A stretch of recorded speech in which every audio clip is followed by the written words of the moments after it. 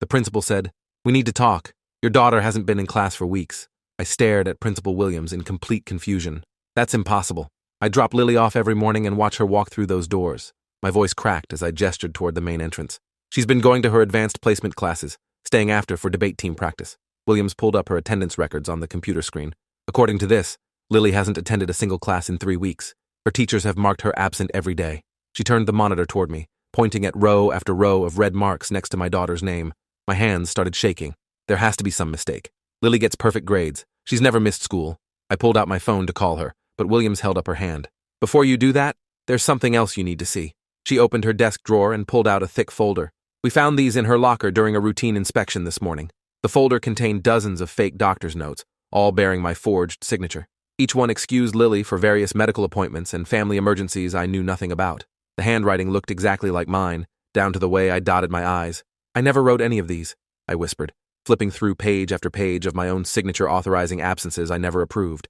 Williams nodded grimly. "That's what we figured. We also found something else." She handed me a second folder. Inside were bank statements showing deposits of $3,200 every week for the past month. The account belonged to Lily, but I'd never seen it before. "Where is this money coming from?"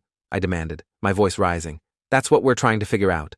But based on the timing of these deposits and her absences, we believe Lily has been working somewhere during school hours." Williams leaned forward. "Mr. Davis, your daughter may be involved in something dangerous." I called Lily immediately.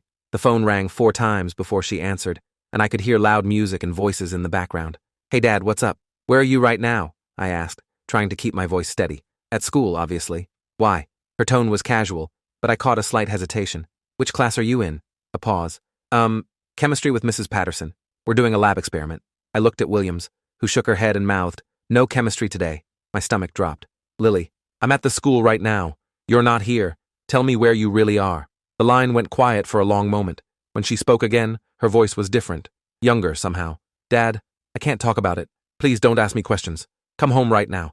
We need to discuss this. I can't leave. They won't let me." The call ended abruptly. Williams was already reaching for her phone. "I'm calling the police. If she's being held somewhere against her will, this is now a missing person case." I tried calling Lily back, but her phone went straight to voicemail. Williams contacted Detective Rodriguez while I sat there trying to process what was happening. My straight-A student, my debate team captain, had been lying to me for weeks. Detective Rodriguez arrived within 20 minutes, carrying a laptop and wearing a serious expression. She sat down across from us and pulled up what looked like a missing person report form. "Tell me everything about your daughter's recent behavior," she said, fingers poised over the keyboard. I thought back over the past few weeks.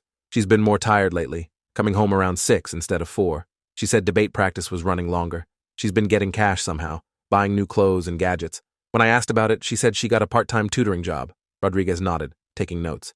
"Did she mention who she was tutoring or where?" "She was vague about it. Said it was through some academic program at the university." I felt sick thinking about how easily I'd believed her lies. "We need to track her phone," Rodriguez said, opening her laptop. "But first, let me run these bank account numbers through our system and see if they connect to anything suspicious." While she typed, Williams showed me Lily's locker contents. Besides the forged notes, there were energy drinks, makeup that was far too mature for a 17-year-old, and business cards for something called Elite Modeling Solutions. Rodriguez looked up from her computer with a grim expression. "Mr. Davis, these bank deposits are coming from Elite Modeling Solutions. We've been investigating them for 3 months as part of a task force on trafficking and exploitation of minors." The room started spinning. "Trafficking? My daughter is being trafficked?" "We don't know the full extent yet, but this company recruits teenage girls with promises of modeling careers. They start with legitimate-sounding photo shoots, then gradually push the boundaries." Rodriguez closed her laptop and stood up. "We need to find her location immediately." She made a call to her tech team, requesting an emergency ping on Lily's phone. Within minutes, they had coordinates for an address across town in the warehouse district. "I'm coming with you," I said, grabbing my keys. "Absolutely not. This is now an active investigation involving potential criminal activity. You need to stay here while we handle this." Rodriguez's tone left no room for argument. Williams squeezed my shoulder. "The best thing you can do right now is let the professionals work and be ready to support Lily when she comes home." The next 3 hours were the longest of my life. I sat in the principal's office, staring at my phone and waiting for updates. Williams brought me coffee and tried to make small talk, but I couldn't focus on anything except the horrible scenarios playing in my head. Finally, Rodriguez called. "We found her. She's safe, but we're taking her to the hospital for evaluation. You can meet us there." I drove to the hospital faster than I should have, my hands gripping the steering wheel so tightly my knuckles went white. Rodriguez met me in the emergency room waiting area with a female officer I hadn't seen before. "Is she hurt?" I asked immediately. Physically, she appears to be okay, but she's been through a traumatic experience. Rodriguez gestured for me to sit down. We found her at a photo studio that was operating as a front for exploitation. There were 5 other girls there, all between 15 and 17. The female officer introduced herself as Detective Walsh from the Crimes Against Children unit. Your daughter was one of the newer recruits. They typically start girls with seemingly innocent modeling shots, then gradually introduce more explicit material. The photos get posted on websites, and clients can request private sessions. I felt like I was going to be sick. How long has this been going on? Based on what we've found so far, about 3 weeks. The same time frame as her absences from school. Walsh pulled out a notebook. The operation was sophisticated. They provided the girls with fake documentation to excuse school absences, set up bank accounts in their names, and coached them on what to tell their parents. Why didn't she tell me? Why didn't she ask for help? Rodriguez exchanged a look with Walsh before answering. These operations are very good at psychological manipulation. They convince the girls that they're special, that they're making good money, and that their families wouldn't understand. They also use shame and fear to keep them compliant. A nurse came out and told me I could see Lily. I followed her down a hallway to a small room where my daughter sat on an examination table, wearing a hospital gown and looking smaller than I'd seen her since she was a child. "Dad," she whispered when she saw me, and started crying. I wrapped my arms around her and held her while she sobbed into my shoulder. "It's okay, sweetheart. You're safe now. We're going home." "I'm so sorry," she kept repeating. "They said I was helping pay for college. They said the photos were for legitimate modeling portfolios." Over the next hour, with a victim advocate present, Lily told me everything. How a woman named Victoria had approached her outside the school 3 weeks ago, complimenting her looks and offering modeling opportunities. How the first few photo shoots seemed professional and innocent. How Victoria gradually introduced fashion concepts that required more revealing clothing. How they set up a bank account and told her she was earning money for her future education. "They said all successful models started this way," Lily explained, her voice barely above a whisper. "Victoria showed me pictures of famous models who supposedly worked with them when they were young. She said if I told anyone, especially you, the opportunity would disappear forever."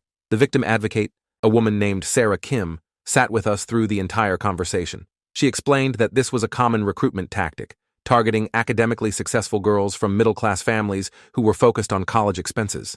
The perpetrators specifically look for students with good grades and college aspirations because they can use financial pressures and academic goals as leverage, Sarah explained.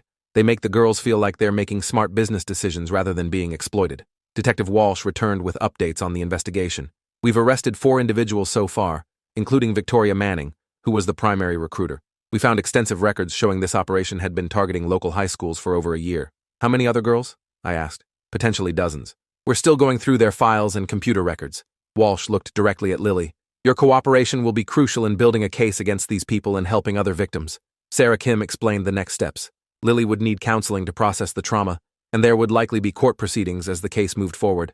She gave us contact information for specialized therapists and support groups. The hospital cleared Lily to go home that evening, but recommended follow-up with our family doctor. As we drove home, she stared out the window in silence for most of the trip. "Dad," she finally said as we pulled into our driveway, "are you angry with me?" I turned off the engine and looked at her. "I'm angry at the people who did this to you. I'm angry at myself for not seeing the signs. But I'm not angry with you. You're the victim here, not the villain." Over the next few days, more details emerged. The FBI had taken over the investigation as part of a larger task force targeting online exploitation rings. Rodriguez called to tell me they'd found evidence that photos of Lily and the other girls had been distributed on websites across multiple states. "The good news is that we caught this relatively early in your daughter's involvement," she said. "The photos we recovered of her were inappropriate, but not the worst we've seen in these cases." Detective Walsh brought over printed materials about supporting teenage trafficking victims and explained what to expect in the coming months. There would be forensic interviews, potential testimony, and ongoing therapy. She also warned me about the defense strategies these operations typically used. "They'll try to portray the girls as willing participants who knew exactly what they were doing," Walsh explained. "They'll claim the girls lied about their ages or misrepresented their circumstances. That's why documentation of the psychological manipulation and coercion is so important." Sarah Kim connected us with Dr. Amanda Foster, a therapist who specialized in trauma recovery for exploitation victims. Lily's first appointment was scheduled for the following week, with sessions twice weekly to start. Principal Williams called to discuss Lily's return to school. She assured me that the administration would work with us on a gradual reintegration plan and that Lily's teachers were prepared to help her catch up academically without asking invasive questions. "We're also implementing new safety protocols about adults approaching students off campus," Williams said. "This situation has been a wake-up call for our entire district about vulnerabilities we hadn't considered." 2 weeks after Lily's rescue, Detective Walsh called with a significant update. "Victoria Manning wants to make a deal. She's offering to provide information about the larger network in exchange for reduced charges. The prosecutor's office scheduled a meeting to discuss plea negotiations and what Lily's role as a witness might involve. Sarah Kim accompanied us to the meeting and helped explain the legal process. Assistant District Attorney Rebecca Stone outlined the charges against the 4 arrested individuals. Victoria Manning faced federal charges for trafficking, conspiracy, and exploitation of minors. The photographer, Thomas Wright, was charged with production and distribution of child exploitation material. 2 others involved in the operation faced various conspiracy and facilitation charges. The evidence against all of them is substantial, Stone explained. But Manning's cooperation could help us identify and prosecute similar operations in other cities. She asked how I felt about Lily potentially testifying if the case went to trial. I looked at my daughter, who had been quietly listening to the entire conversation. I want to help stop them from doing this to other girls, Lily said, her voice stronger than I'd heard it since the ordeal began. If testifying will help, I'll do it. Dr. Foster had been working with Lily on processing the shame and self-blame that victims of these crimes commonly experience. She explained that speaking out could actually be part of the healing process, though she cautioned about the emotional challenges of court proceedings. 3 months after the initial discovery, all 4 defendants accepted plea deals to avoid trial. Victoria Manning received a sentence of 8 years in federal prison and was required to pay restitution to all victims. Thomas Wright got 6 years and lifetime registration as a sex offender. The other 2 received shorter sentences but substantial financial penalties. Detective Walsh told us the investigation had expanded to include law enforcement in 4 other states, leading to additional arrests and the rescue of more than 30 girls. The bank accounts associated with the operation were frozen and liquidated to provide victim compensation. Sarah Kim helped us navigate the victim compensation process, which would cover Lily's therapy costs and provide some financial support for the trauma she experienced. She also connected us with other families whose daughters had been involved in similar situations. Lily returned to school gradually, starting with half-days and slowly working back to a full schedule. Her grades recovered quickly once she was back in classes, and she eventually rejoined the debate team. Her experience gave her a powerful perspective on exploitation and manipulation that she channeled into advocacy work. Dr. Foster continued working with both of us, helping me understand how to support Lily's recovery while processing my own feelings of guilt and fear. She emphasized that parents in these situations often blame themselves, but that the sophisticated manipulation techniques used by these operations are designed to circumvent normal protective instincts. Principal Williams invited me to speak at a parent education session about warning signs of trafficking and exploitation. The session was packed with concerned parents who wanted to understand how to protect their children from similar schemes. During my presentation, I emphasized how normal and high-achieving Lily had been before this happened. This isn't something that only affects troubled kids or broken families, I told the audience. These operations specifically target successful students because they're more likely to respond to appeals about college funding and career opportunities. 6 months after the rescue, Lily wrote an essay about her experience that was published in the school newspaper. She titled it, "How Perfect Grades Made Me a Perfect Target," and used it to educate other students about manipulation tactics. In the essay, she wrote, "I thought I was making smart decisions about my future. I thought I was mature enough to handle an adult business opportunity. I didn't realize that my academic success and college ambitions were being used against me." The response to her essay was overwhelming. Students, parents, and teachers reached out to thank her for her courage in sharing her story. Several other girls privately disclosed that they had been approached by similar operations, but had declined after reading Lily's article. Detective Walsh kept us updated as the broader investigation continued.